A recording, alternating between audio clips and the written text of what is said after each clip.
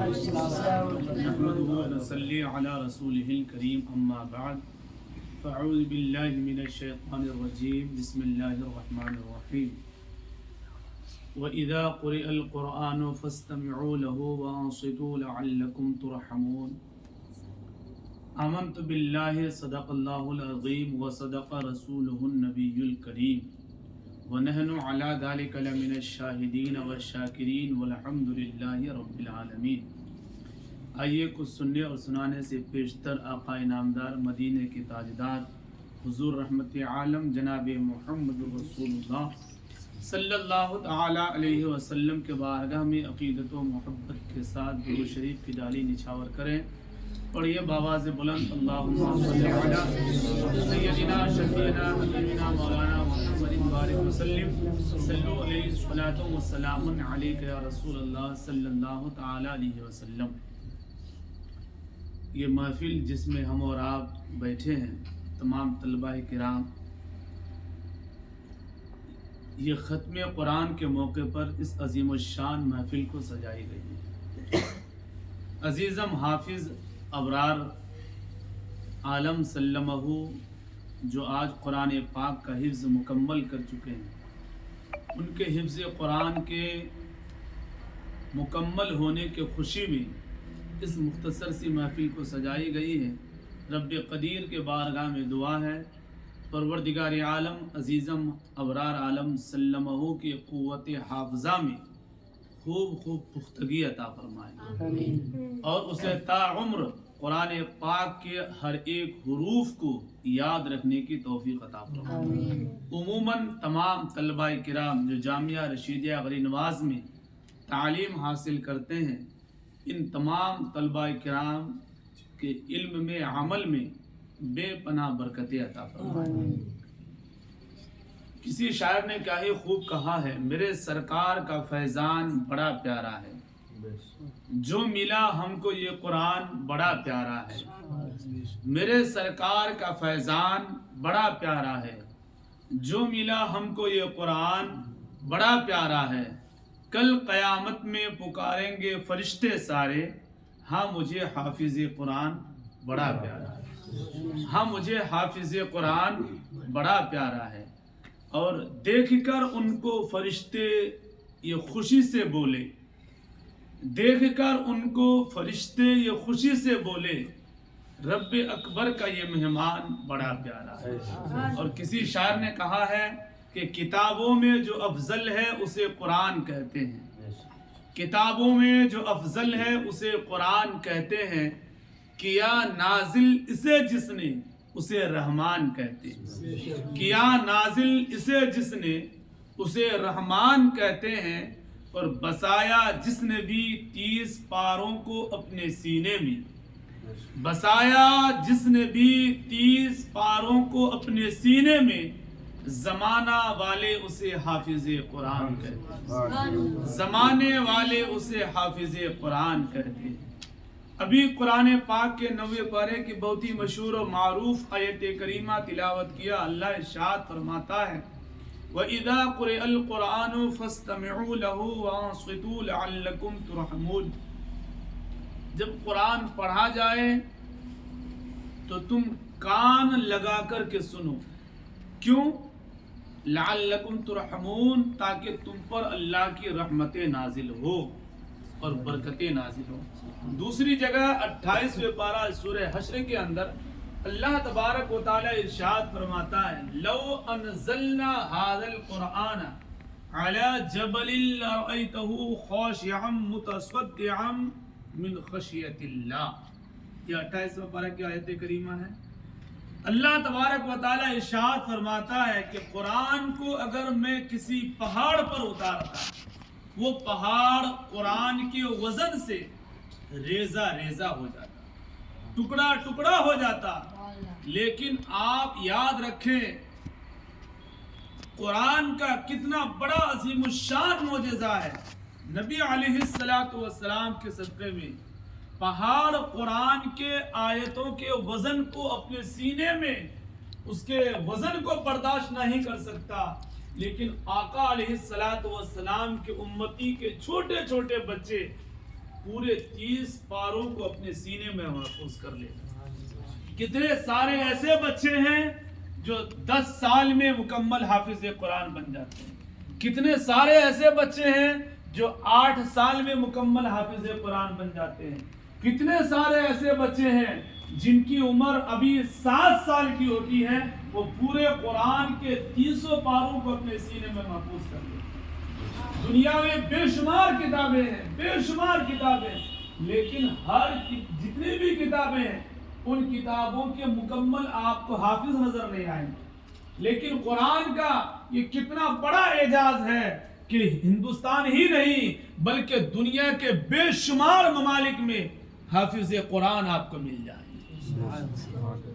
دنیا کے تمام کتابوں کو اکٹھا کر کے، جتنی بھی دنیا میں کتابیں، اگر اکٹھا کر کے ان کو جلا دو تو پھر ویسی ہو بہو کتابیں نظر نہیں آئیں گی، کتابیں بدل جائے گی۔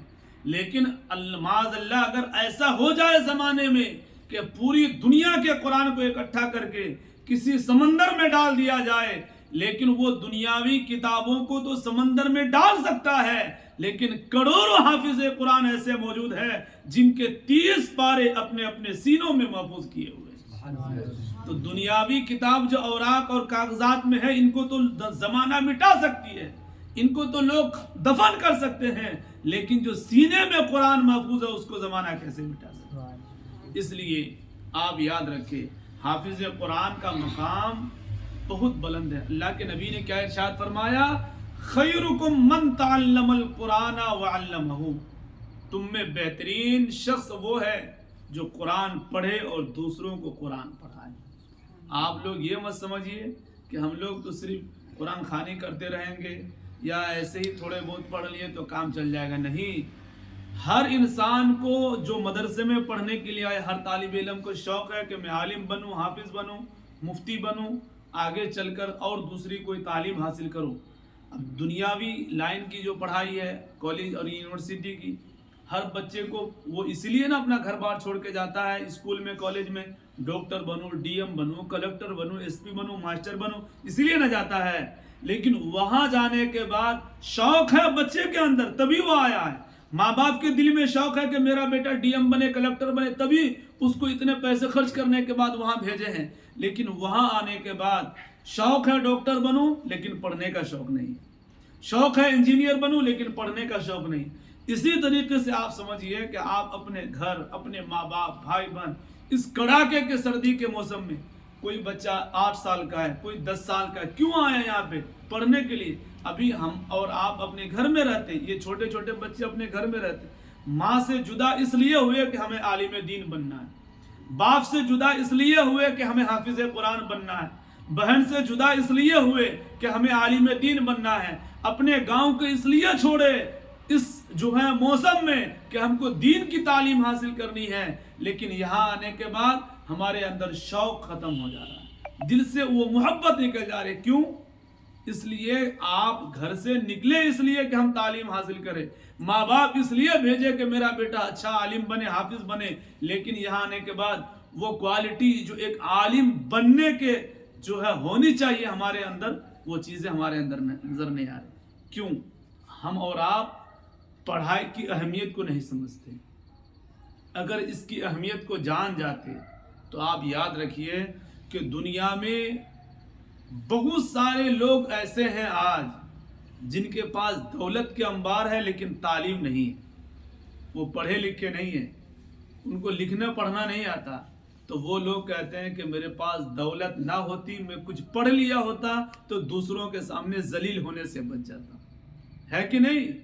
آپ جب باہر جائیں گے نا تب پتہ چلے گا، کہیں ایسی جگہ پھنس جائیں گے جہاں قلم کی ضرورت پڑے گی اور آپ قلم چلانے جانتے ہی نہیں ہیں، لکھنے جانتے ہی نہیں، اس وقت آپ کو افسوس ہوگا، کاش اس وقت موقع تھا ہم کچھ پڑھ لیے ہوتے تو ہمیں جو ہے یہ رسوائی نہیں اٹھانی پڑتی۔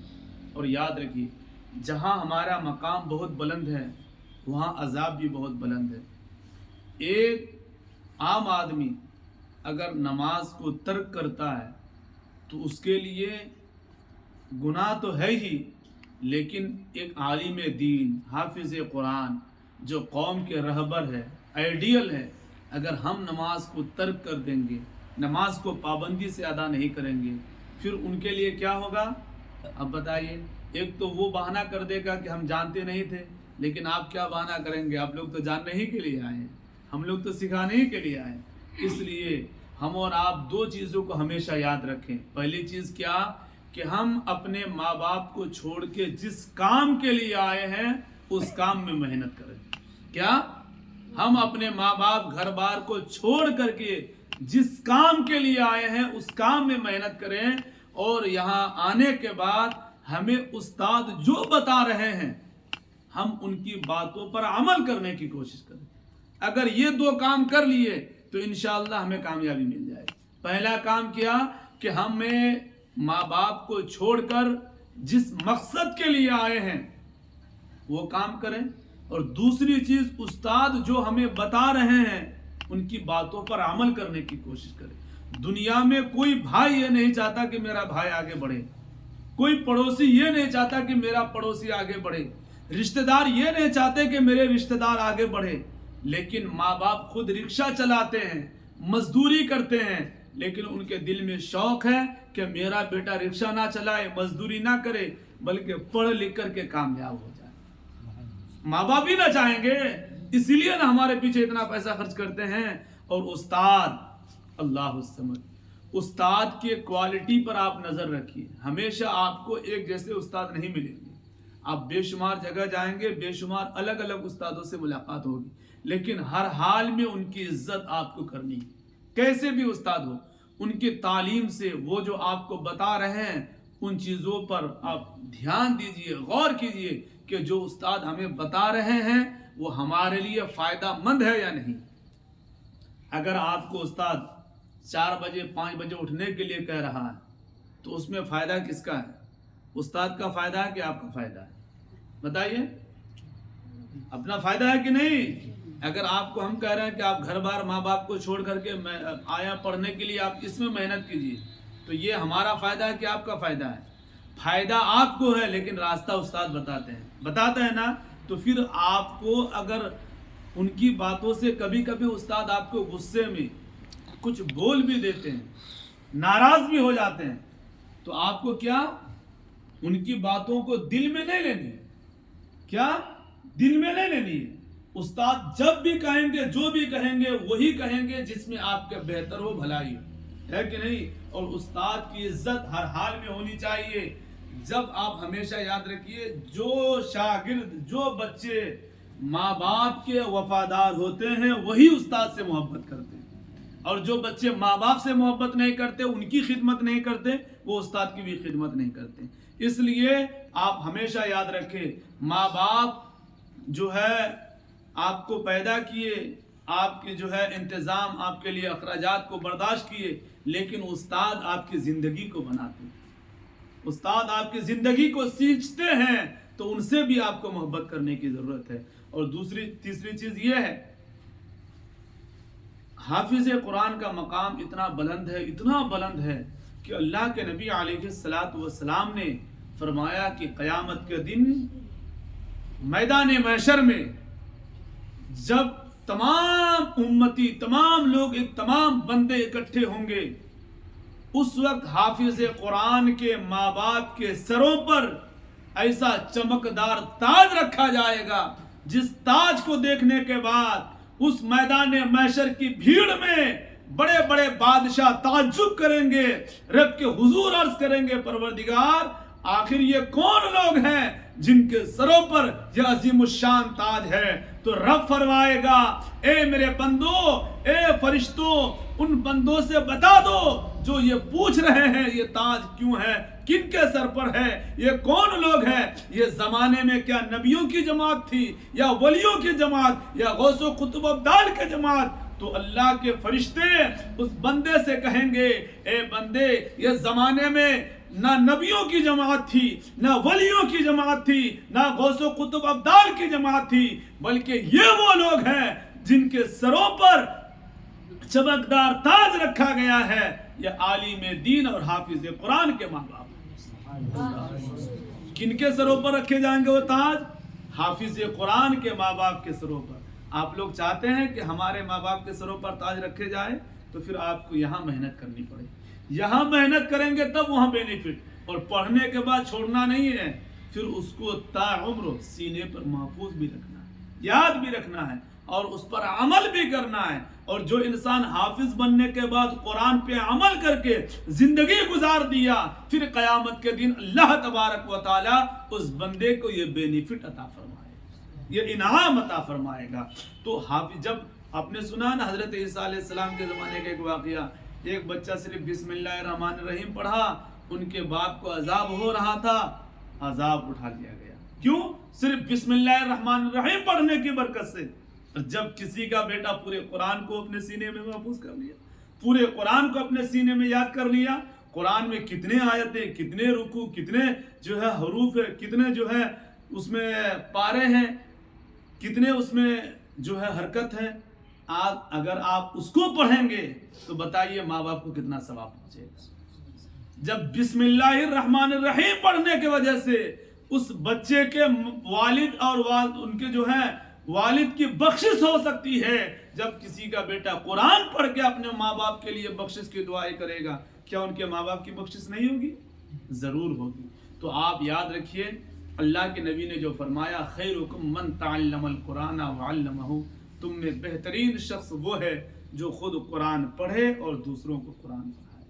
ہم اور آپ قرآن کو ماننے والے, حدیث کو ماننے والے, نبی کو ماننے والے, نبی کے چاہنے والے, پھر کیوں ہم اور آپ ان باتوں پر عمل نہیں کر رہے ہیں؟ کسی شاعر نے کیا, پیارے حبیب کو پکار, پیارے نبی کا نام لے, دامن مصطفیٰ میں ہاں, پائے رسول تھام. کھڑے ہو جائیے, صلاۃ و سلام.